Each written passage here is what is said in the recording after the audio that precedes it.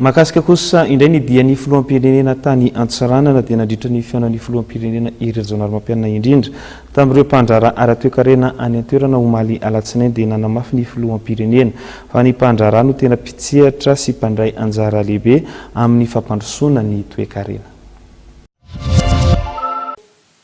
Niona tamin'ireo mpandraharaha ara-toekarena ny amin'ny faritany Antsiranana iny man ny filoha Regional Mampianina. Fotoana izay nanamafisany filohan'ny Repoblika Malagasy fa ireo mpandraharaha no tena pitsehatra mandray anjara lehibe amin'ny fampandrosoana ara-toekarena.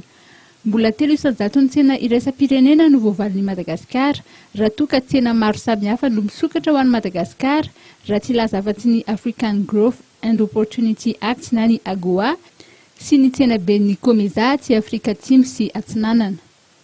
Mikasika ny seha-piarina lavania kosa miteraka ihany eo amin'ny mpandraharaha ny fampiasana ilay fonosana sous vide saingy ny vovonana mandraikitra izany no tokony hiaraka napakevitra mikasika izany hoy ny filoha.